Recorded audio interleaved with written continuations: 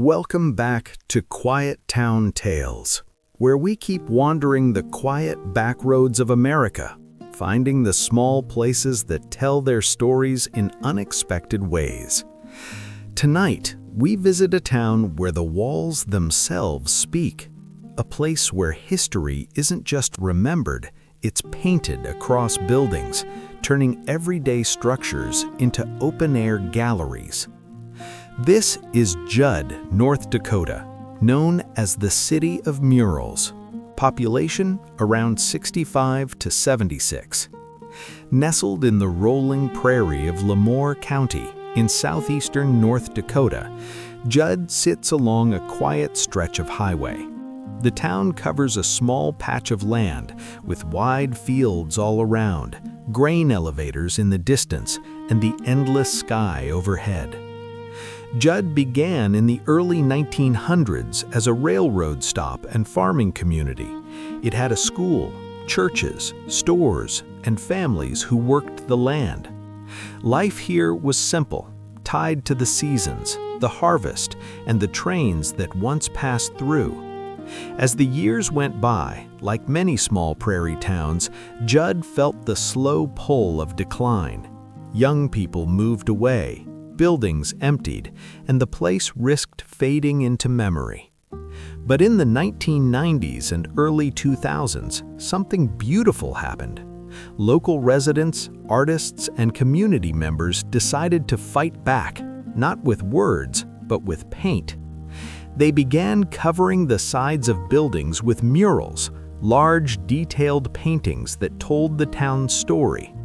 One mural shows pioneer families arriving by wagon. Another depicts farmers harvesting wheat. A third captures children playing in the schoolyard or the old train depot bustling with life. Dozens of these murals now grace the walls, each one a quiet tribute to the past, painted in bright but weathered colors that blend with the prairie light. The project turned Judd into the City of Murals, a living outdoor museum.